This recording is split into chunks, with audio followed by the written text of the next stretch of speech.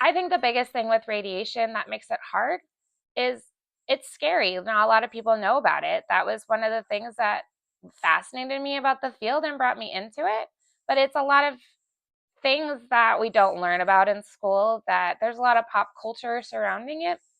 So I think there's this fear that a lot of people have, and that's a natural reaction when people talk when I talk to people about radiation is people are scared, and that's the first thing that I kind of get when I talk to people about in the field and in the community and people I'm making friends with is there's this fear of radiation that I think is over exaggerated.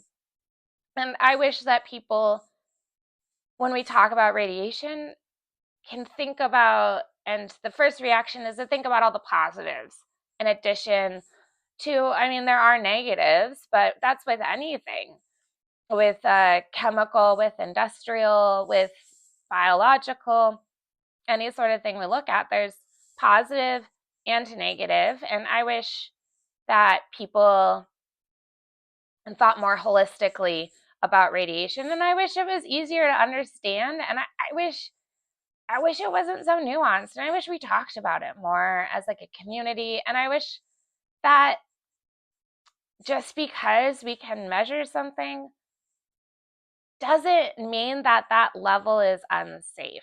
And I think it's really cool that we can measure things so absolutely low at what I would consider to be safe levels.